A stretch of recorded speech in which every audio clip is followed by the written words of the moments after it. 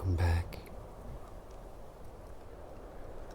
You may hear my little dog snoring in the background.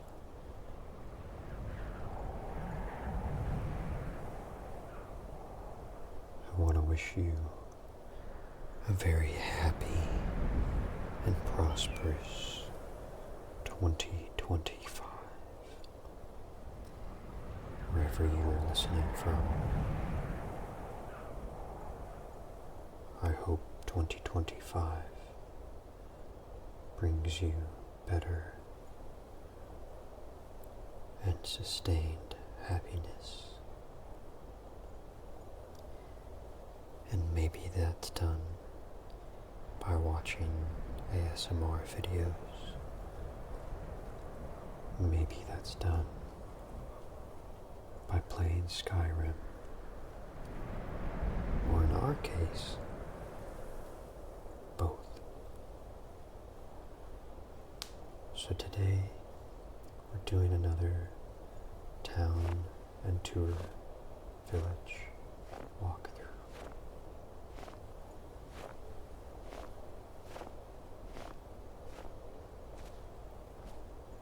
This little village is tucked away high up in the mountains from Falkreath.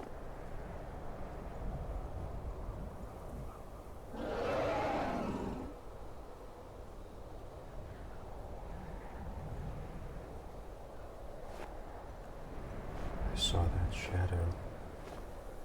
I knew it must be a dragon. He must be looking at our horse.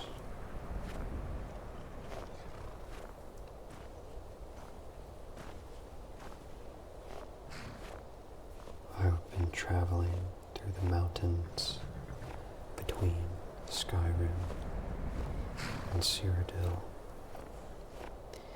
as I have several mods that extend the borders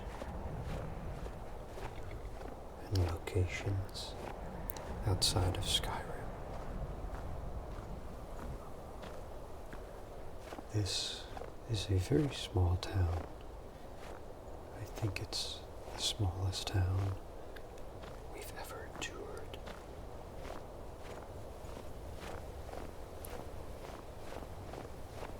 But I liked the design and the look and the feel of the town. And so, I figured to give it its own special little video would only be right. So, it consists of only really 4 or 3 little buildings. It's built inside these old Nordic ruins, possibly once inhabited by Draugrs. And you can see it's built into the side of the mountain.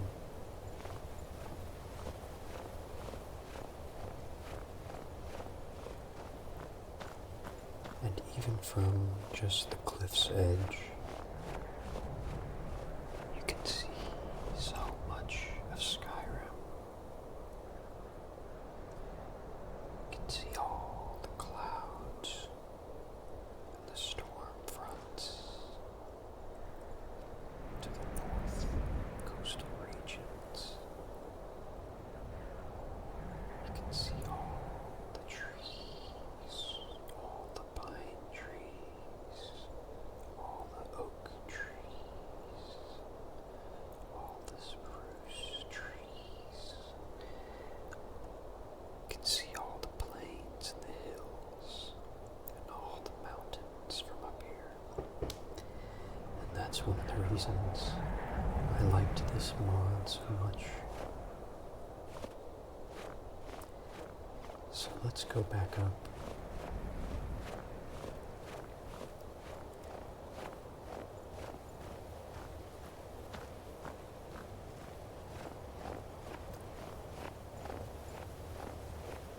And allow me to introduce you to the town of Sunthgat, I believe is how you pronounce it.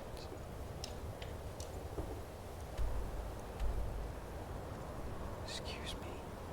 Sunthgat. Sunthgat. The town of Sunthgat. Here's Falkreath. Here's Oakwood. There's Helgen. Sunthgat. And if you download this mod, it does come with a few NPCs as well as some quests. The NPCs' voices are AI generated, but they do a fair job.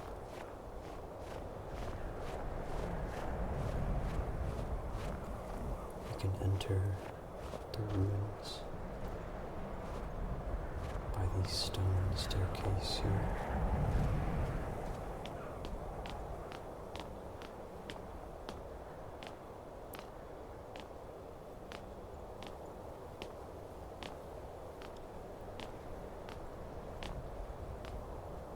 There's a shrine of Talos that greets travelers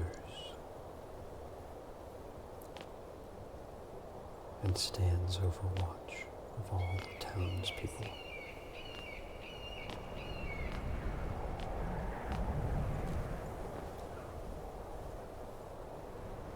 There's a villager here who has a town of her, or a home of her own.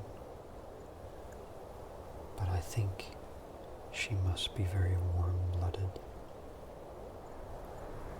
Or she's going to a concert, because girls don't get cold at concerts, no matter the weather. But this looks like a very chilling outfit.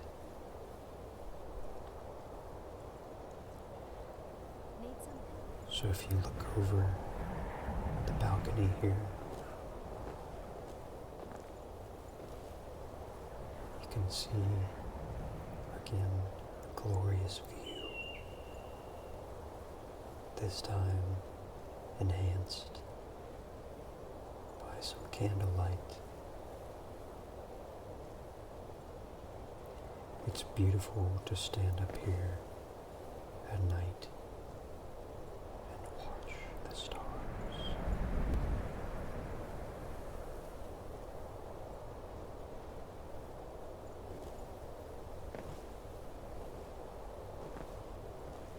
I'm going to turn on the hood just a little bit.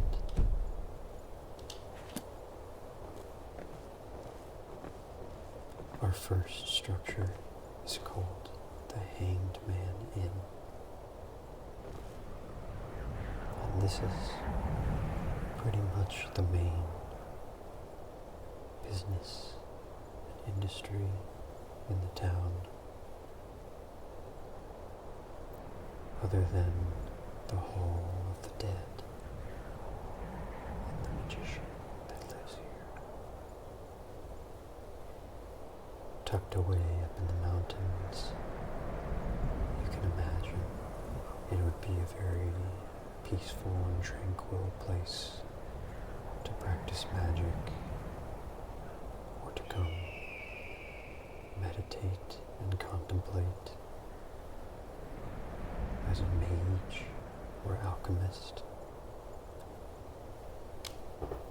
as well as any naturalist or conjurer looking to create potions would find a variety of rare and valuable mountainous goods and items for crafting brews. But after a long, hard hike, hunt, forage, or adventure, the Hangman's Inn would probably be your first stop.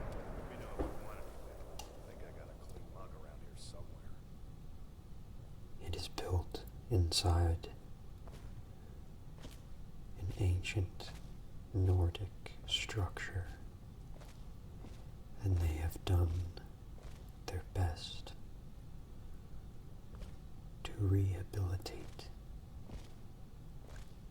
the common rooms as well as the private rooms to accommodate.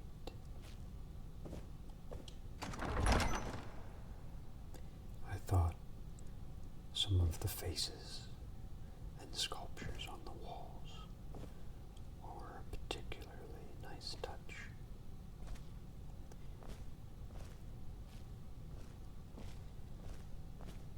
This is the main entryway, and then we have the houses or the beds to the left.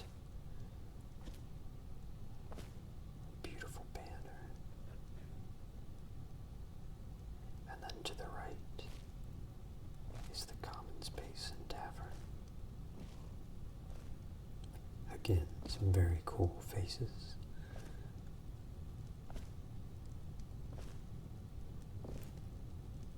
And you can see it would be a very cozy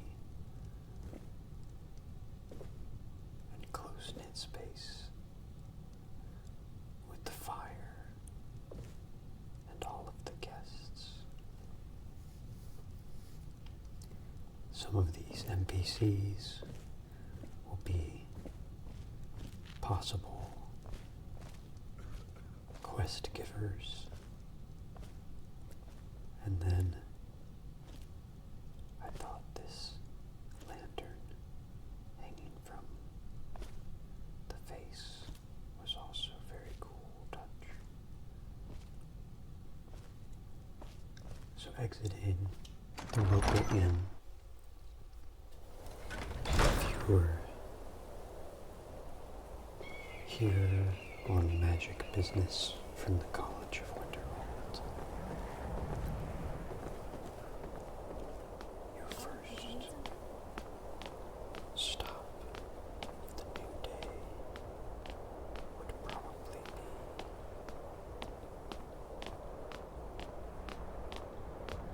the trader and potion seller in town, located below on the lower balcony.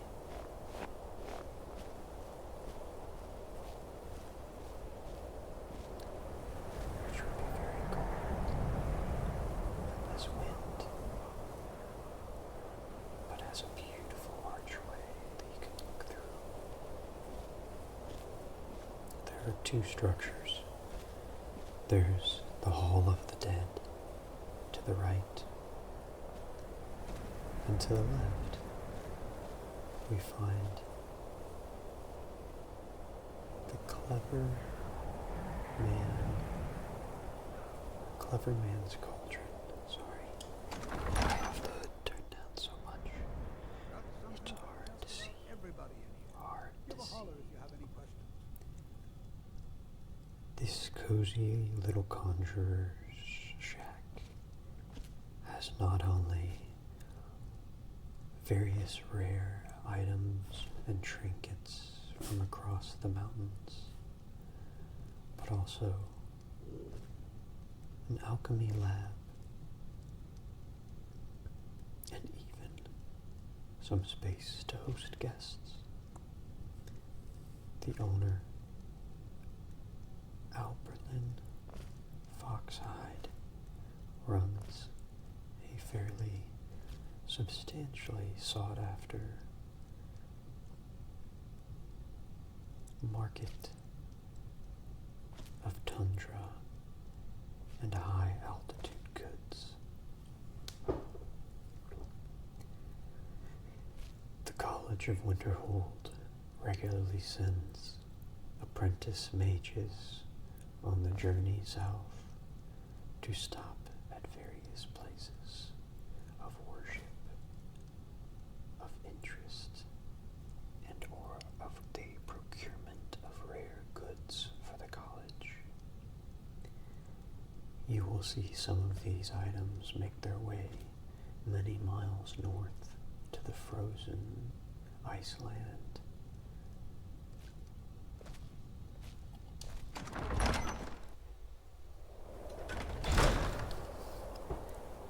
Leaving the magic shop, we continue over to the other primary reason this establishment exists.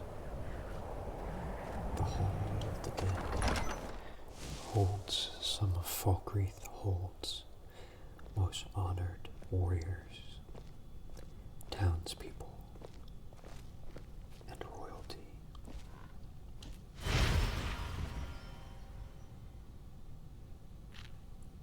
A single priestess, Wendella, manages and keeps holy the halls of the dead.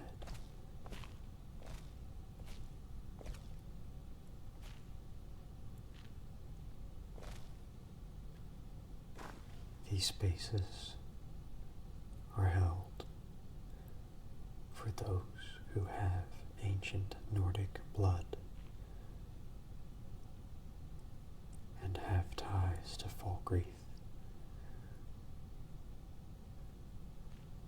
while most of the corpses and burials are from individuals local to Skyrim. The genes and lineage of Falkreath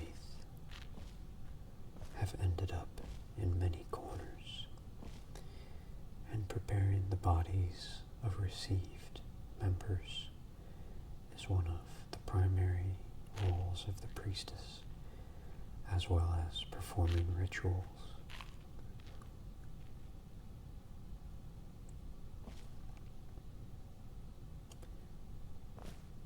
We honor her by respecting the whole.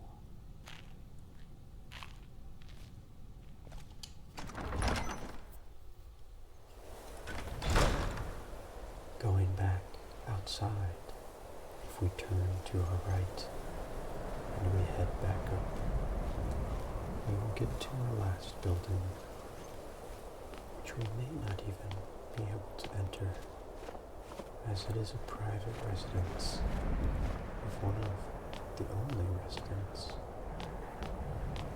of the city. This quaint little shack, looking south towards the mountains of Cyrodil and northwestern Bruma.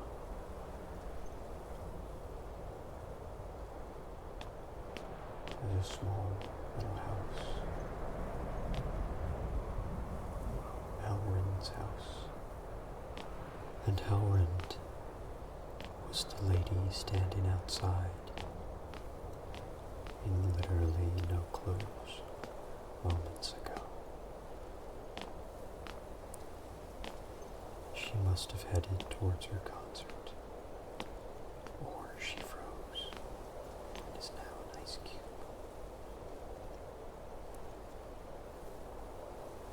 We see the Shrine of Talos is honored here in the town regularly. I'm going to shut off the hood to take a screenshot.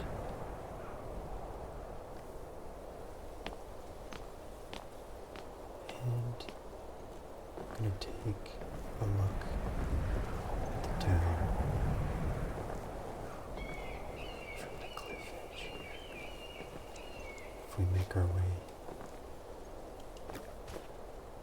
over to the edge of the rock, we can not only enjoy the glorious view of Skyrim and the glorious skybox,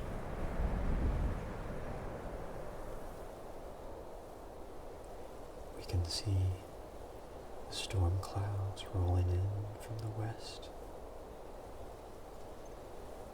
I think that deserves a picture. And if we look back towards the town, we can see the archway and the strong winds that batter the ruins and run down the mountain and hit the village of Falkreath below. That's what keeps the valley so cool.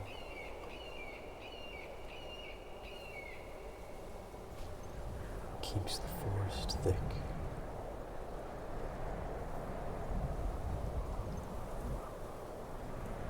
And with that, I hope you enjoyed this little town tour.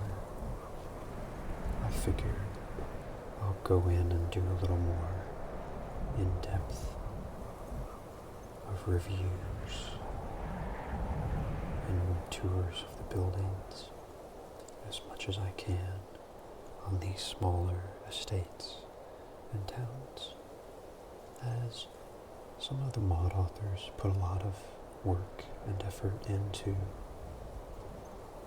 the narrative and the thought behind a lot of the placement of things, and I think it's worth pointing out without making the video too crazy long.